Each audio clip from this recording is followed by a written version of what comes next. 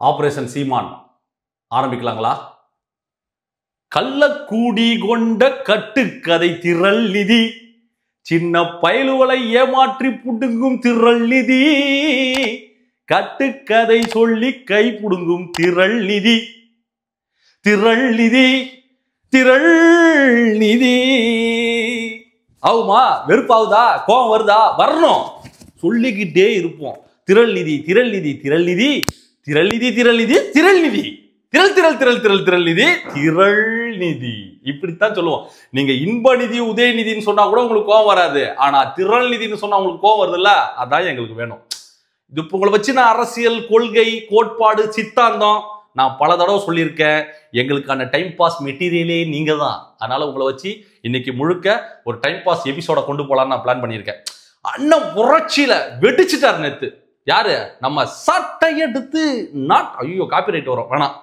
அவர் அண்ணன் நேத்து ஒரு உணர்ச்சி வசப்பட்டு பொங்கி போய் ஈரோடு இடைத்தேர்தல் முடிகிற வரைக்கும் கிழவங்கிட்ட சண்டை போட்டுக்கிட்டு இருந்தாங்க. அதுவும் செத்து போன ஒரு கிழவங்கிட்ட போயிட்டு பெரியார் என்ன பண்ணிட்டார், பெரியார் என்ன பண்ணிட்டார், பெரியார் என்ன பண்ணிட்டார்னு. பெரியார் உங்களுக்கு என்ன பண்ணார் தெரியுமா? டெபாசிட் கூட கொடுக்க விடல. அதுவும் ஈரோட்ல போயிட்டு அசிங்கப்பட்டு, அவமானப்பட்டு, வெக்கப்பட்டு, வேதனைப்பட்டு, துன்பப்பட்டு, துயரப்பட்டு டெபாசிட் கூட வாங்க முடியாம ஏமாத்திட்டாங்க. கள்ள ஓட்டு போட்டாங்க.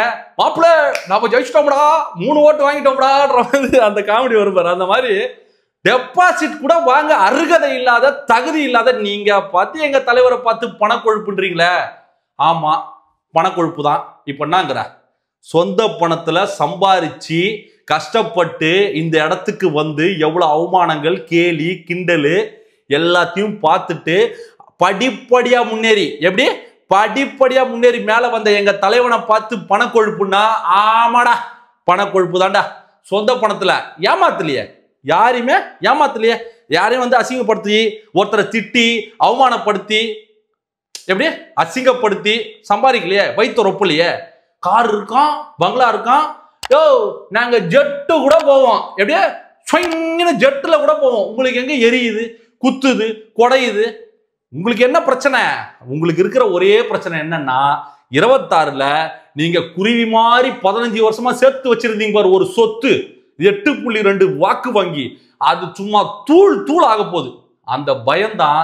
என்னன்னா, இது நல்ல ஒரு விஷயத்தை நீங்க கவனிங்களேன். ஈரோடு தேர்தல் வரத்துக்கு முன்னாடி வரைக்கும் அண்ணன் என்ன சொல்லிட்டு இருந்தாரு? பெரியார் என்ன பண்ணிட்டார், பெரியார் என்ன செஞ்சிட்டார், பெரியார்னால தான் தமிழ்நாடு கெட்டு போயிருக்கு, யார் ஏத்துக்கிட்டாலும் நான் ஏத்துக்க மாட்டேன்னு சொன்னார். ஏன்னா பெரியார் பத்தி பேசினாதான் இந்த இந்த கேமராவோட வெளிச்சம், இந்த மூஞ்சில அடிக்குது பார்த்தியா ஒரு வெளிச்சம், அது எப்ப பார்த்தாலும் அவர் மூஞ்சில விழுந்துகிட்டே இருக்கும். இப்ப என்ன ஆயிடுச்சு? தேர்தல் முடிஞ்சது, டபால் டபால் டபால்னு அடிச்சு கண்ணம் வீங்க வீங்க ஈரோடு மக்கள் கிழிச்சு அமைச்சாங்க. அதுவும் டெபாசிட் கூட போயிடுச்சு. இப்போ என்ன ஆயிடுச்சு? அடுத்து ப்ராஜெக்ட் அண்ணனுக்கு நாக்பூர்ல இருந்து வந்துருச்சு. சரிப்பா, பெரியார் ப்ராஜெக்ட் முடிஞ்சது, இந்த credited of the your bank account.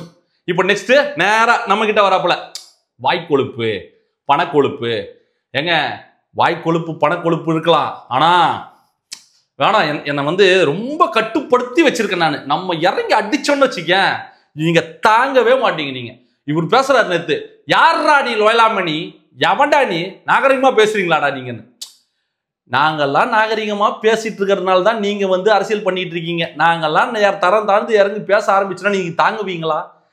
எங்க தலைவர் சொன்ன ஒரே காரணத்துக்காக தான், யாரையும் அசிங்கப்படுத்தாதீங்க, யாரையும் அவமானப்படுத்தாதீங்க. அவங்க 1000 பேசிக்கிட்டு போட்டோம். நமக்கான வழி என்ன, நமக்கான நோக்கம் என்ன? மக்கள் சேவை, மக்கள் அரசியல், பொது வாழ்க்கைக்கு வந்துட்டோம்னா இந்த மாதிரி சில ஒண்ணுத்துக்கும் உதவாத தண்டக்கர்மாந்திரமான வாதங்களெல்லாம் உங்க காதுக்குள்ள ஏத்துக்கிட்டுக்காதீங்க. உங்க இலக்கை நோக்கி நீங்க பயணிங்கன்னு எங்க தளபதி சொல்லிட்ட ஒரே காரணத்துக்காக கைகள் கைகள் கட்டி போட்டு வச்சதுனால அங்க அமைதியா இருக்கும். இருந்தாலும் என்னால பொறுத்துக்க முடியல. என்னடா இது, இவங்கெல்லாம் பேசிட்டு இருக்காங்களே. ஏங்க ஒரு வார்டு மெம்பர் இருக்காங்க, ஒரு கவுன்சிலர், ஒரு ஊராட்சி மன்ற தலைவர், 15 வருஷம் கத்தி கத்தி ஒரு எம்எல்ஏ, எப்படி ஒரு எம்எல்ஏ ஜெயிக்க முடியுமா? திராணி இருக்கா? அங்க கருத்து கணிப்புகள், புள்ளி விவரங்கள், பிரசாந்த் கிஷோர்னு வர்றவங்க எல்லாரும் சொல்ற ஒரே பதில் என்ன தெரியுமா? 20-25% மேல சாதாரணமா தளபதிக்கு வரும்னு சொல்றாங்க. புரியுதா? இங்க 15 வருஷமா 20 வருஷமா இப்படி கத்தி கத்தி கைய தூக்கி தூக்கி ஒரு பிரயோஜனம் இல்ல. என்ன பிரயோஜனம்? ஒரு இளைஞர்கள் கூட்டத்தையே பைத்தியக்காரனாக மாத்தின ஒரு பெருமை அண்ணனைத்தான் சேரும். ஏன்னா அவனுக்கு தெரியும் 18 வயசுக்கு மேல வந்து அவன் கொஞ்சம் ஈல்ட் ஆவான். அடடா அண்ணன் வந்து புணர்ச்சிகரமா பேசுறாரு, அதாவது உணர்ச்சிகரமா பேசுறாரு சொல்லி அவன் வந்து வெறியில இருப்பான். 22 23 போனா அதான் அந்த பைத்தியம் தெளிஞ்சிரும்னு வச்சுங்களேன். இப்ப நம்ம நண்பர்கள் பல பேர் தெளிஞ்சு இப்ப நம்ம கட்சியில வந்து இணைஞ்சிக்கிட்டு இருக்காங்க. அப்படி பல பேர் தெளிஞ்சு வந்துருவான். இவங்களுக்கு என்ன கொள்கை பிடிப்பில்லாத, எப்படி கொள்கை பிடிப்பில்லாத, கொள்கை மீது ஒரு ஈர்ப்பு இல்லாத, நிமிஷத்துக்கு நிமிஷம், அதாவது பச்சோந்தி கூடங்க ஒரு மரத்து மேல ஏறி நின்னா கலர் மாறதுக்கு கொஞ்சம் நேரம் ஆகுங்க. ஆனா நம்ம அண்ணன் சும்மா டக்கு டக்கு டக்கு டக்குன்னு அந்நியனாவும் அம்பியாவும் அப்படியே ரெமோ மாதிரி தட்டி தூக்குவாப்படி, கேரக்டர் மாத்திக்கிட்டே இருப்பாப்படி. 23 கேரக்டர் இருக்கும் மண்டைக்குள்ள அண்ணனுக்கு. அப்படி மாத்தி மாத்தி பேசக்கூடிய வல்லுமை, வல்லமை, திறமை எல்லாமே நம்ம அண்ணன் கிட்ட தான் நம்ம பார்த்து கத்துக்கலாம். இப்படி நிமிஷத்துக்கு நிமிஷம் மாத்தி பேசுற வீட்டுல நம்ம அரசியல் பேசலாமா? ஏதாவது புரோஜனம் இருக்கா? பத்திரிகையாளரை சந்திக்க முடியுமா? பத்திரிகையாளரை சந்திக்க முடியுமா? நாங்க ஏன் வந்து சந்திக்கணும்? உங்களுக்கு தான் தேவை. போயிட்டு தேவையில்லாம மக்களை பத்தி அக்கறை இல்லாதவங்க விளம்பரத்துக்காக போயிட்டு மக்கள் கிட்ட நம்ம வந்து நம்ம மூஞ்சி தெரிஞ்சுக்கிட்டே இருக்கணும், ஓட்டு நமக்கு கிடைக்கணும், நம்ம பேசுறது எல்லாரும் பார்க்கணும்னு நீங்க தான் போய் நிக்கணும். எங்க தலைவன்லாம் வந்து ஒரு நிமிஷம் வந்து டிவி முன்னாடி நின்னா, மைக்கு முன்னாடி நின்னா, ஒரு வருஷத்துக்கு இல்ல 26 எலெக்ஷன் வரைக்கும் நாங்க தான் ட்ரெண்டிங். நாங்க பேசுற பேச்சு தான் பேசு பொருள், நாங்க வைக்கிறதா அரசியல். இன்னைக்கு ஆளும் தரப்பே வந்து அரண்டு போய் கிடக்கு பரந்தூர் விஷயத்துல. இப்போ வந்து இந்த வேங்கவேல் விஷயத்துல உடனடியா தீர்வு கூட கிடையாது. என்ன அதாவது வந்து குற்றம் சுமத்தப்பட்டவர் மேலே எஃப்ஐஆர் போட்டு அவங்களை தூக்கி உள்ள போறதுக்கான ஒரு அவலங்கள்லாம் நடந்துகிட்டு இருக்கா சொல்றாங்க. இப்படி நாங்க ஒரு விஷயத்த பேசுறோம், நாங்க ட்ரெண்டிங். உங்களை மாதிரி வந்து ஊடக வெளிச்சத்தை எண்ணி ஓடக்கூடியவன் நாங்கல்ல. பத்திரிகையாளர் சந்திக்கிறது எங்களுக்கு என்ன பயம் இருக்கு? சந்திக்க போறாரு, பார்க்க போறாரு. உங்களுக்கு என்ன பிரச்சனை? உங்களுக்கு என்ன பிரச்சனை? இது வரைக்குங்க இப்ப தமிழ்நாட்டில் இவ்வளவு பிரச்சனைகள் போயிட்டு இருக்குல்ல, ஏதாச்சும் ஒரு விஷயத்துக்காக நாங்க களத்துல இருந்து போராடி இருக்கோம், நாங்க அதை பண்ணியிருக்கோம், இதை பண்ணியிருக்கோம்னு நாம் தமிழரால சொல்ல முடியுமா? சொல்றதுக்கு அருகதில்லை. சோசியல் மீடியால உக்காந்துட்டு, யூடியூப்ல உக்காந்துட்டு, வரவும் பொருளாம் திட்டிக்கிட்டு, வாய் கொழுப்பு வேணாம், எனக்கு வேற அசிங்கமா வந்துடும். அப்புறம் தேவையில்லாம வந்து சென்சார் போட வேண்டிய நிலைமைக்கெல்லாம் போவோம். நாங்க எங்க வழியை பார்த்து போயிட்டு இருக்கோம். சும்மா வந்து எங்களை நோண்டாதீங்க. கிரியேட் பண்றாங்களாம், எப்படி தாவேக்கோ விசஸ் என்டிகேன்னு கிரியேட் பண்றாங்களாம். இந்த பார் ஒன்னு சொல்றேன், நல்லா கேட்டுக்கா. எங்களுக்கு நண்பனா இருக்கிறதுக்கு தகுதி கிடையாது, ஆனா எதிரியா இருக்கிறதுக்கு தகுதி வேணும். அந்த தகுதி உங்களுக்கு கிடையாது. அதனாலதான் உங்களை வந்து ஒரு ஃபன் கண்டென்ட்டா, ஒரு ட்ரோல் மெட்டீரியலா வச்சு டைம் பாஸ் பண்ணிக்கிட்டு இருக்கோம். புரியுதா? எங்க கிட்ட வந்து சும்மா வந்து இந்த சீன் போடுறது, சோசியல் மீடியால வந்து பேசுறதெல்லாம் வேணாம். நாங்க நாகரிகமான முறையில, எனக்கு இவன் வாயை கட்டுப்படுத்த முடியலங்க.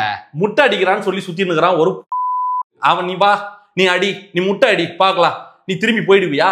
முட்டை அடிச்சுட்டு நீ உன்னால அங்கிருந்து போயிட முடியுமா? தைரியம் இருக்கா? ஆம்பளையா தான் நீ வாடா, வந்து முட்டாடுறா பார்க்கலாம். நீ நேசிக்கிற தலைவரை, நீ நேசிக்கிற ஒரு நடிகரை வந்து நீ அசிங்கப்படுத்துற.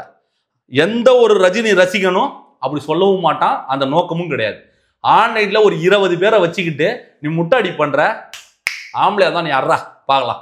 என்ன சும்மா ஊழவுதார் விட்டுக்கிட்டு சோசியல் மீடியாவில் நின்றுக்கிட்டு ஏமாத்திக்கிட்டு ஒரு ஸ்பேஸை போட்டுக்கிட்டு அவன் இவன்னு பேசிக்கிட்டு நாங்க பேச ஆரம்பிச்சோன்னா களி நீங்க எவனுமே தாங்க மாட்டீங்க. புரியுதா? நாகரிகமா நாங்க எங்க வேலையை பார்த்துக்கிட்டு எங்க நோக்கம் என்னவோ எங்க தலைவரை ஜெயிக்க வைக்கணும், அரசியல் பேசிக்கிட்டு இருக்கோம். உங்களை மாதிரி காமெடி பண்ணிக்கிட்டு இல்ல.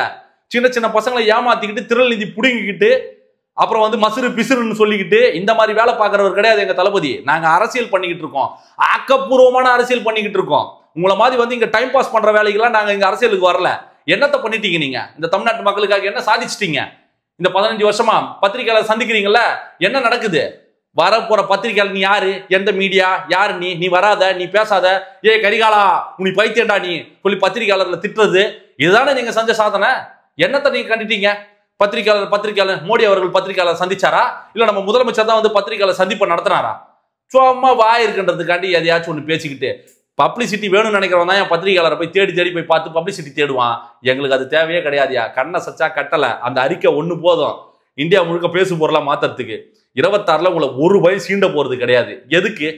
நாக்கில் நரம்புலன்றதுக்காண்டி இஷ்டத்துக்கு பேசுறது, பொய்யா பேசுறது, நிமிஷத்துக்கு நிமிஷம் மாத்தி பேசுறது. உங்க ஆளுங்களே வந்து பெரியார் வாழ்கன்னு சொல்லிட்டு இப்போ வந்து இவர் நிலைப்பாடு மாத்திட்டாருன்றதுக்காண்டி திரும்ப வந்து பெரியார் ஒழிகன்னு சொல்றீங்களே, உங்களுக்கு எல்லாம் கூச்ச நாச்சமே இருக்காதான்னு கேட்கறேன். நிமிஷத்துக்கு நிமிஷம் நிலைப்பாடு மாத்திரவங்கிட்ட எப்படிங்க போய் அரசியல் பேச முடியும்? நம்ம பசங்க சொன்னாங்க, இவங்க எல்லாம் கண்டுக்காதீங்க ப்ரோ, கடந்து போங்க ப்ரோன்னு. நானும் மனுஷன் தான்.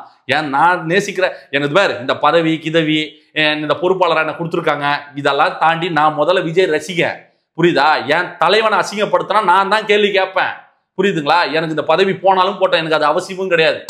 என் தலைவனை பத்தி எவனா அசிங்கமா பேசுனா நான் கேள்வி கேட்கத்தான் செய்வேன். நான் நாகரிகமான முறையில் தான் நான் கேட்பேன். ஒரு லெவலுக்கு மேலே போனீங்கன்னா நாங்களும் உங்கள் லெவலுக்கு மேலே இறங்கி போகிறதுக்கு எங்களுக்கும் தெரியும். தயவு செய்து மக்கள் பிரச்சனையை பற்றி பேசுங்க. ஒன்று 10 மாதம் எலெக்ஷன் இருக்கு. உங்கள் ஓட் பேங்க்னு சொல்றீங்களா, கோர் ஓட் பேங்க், அதை காப்பாற்றிக்க முயற்சி பண்ணுங்க. இல்லைன்னா இந்த தமிழ்நாடு மக்கள் உங்களை துடைத்தெறிவார்கள். ஆல்ரெடி பல பேர் அலர்ட் ஆயிட்டான். பணத்தை அனுப்பி ஆல்ரெடி பல பேர் அலர்ட் ஆகி உஷாராயிட்டான். வேணாம், இதுக்கு மேல நம்ம ஏமாற தயாராக இல்லைன்னு சொல்லிதான் அவன் வந்து யார் நமக்கான தலைவன், யார் நமக்கான ஆளு, நம் மக்களுக்கான பிரச்சனை பேசக்கூடிய தலைவன் யாருன்னு சொல்லி எங்க தளபதி பக்கம் மக்கள் வந்து படையெடுக்க ஆரம்பிச்சுட்டாங்க. 1 கோடி உறுப்பினர்கள் கிட்ட நாங்க வந்து அதிகாரப்பூர்வமாகவே வச்சிருக்கோம். உங்களை மாதிரி எல்லாம் வந்து பேப்பர் சண்டை போடுற ரவுடி கிடையாது முத்தனா. நாங்க யாருன்னு உனக்கு நல்லாவே தெரியும். எங்களை வந்து சீண்டாதீங்க.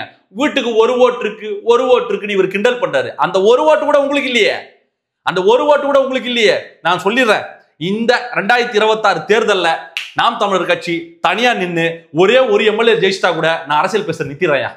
நன்றி, வணக்கம்.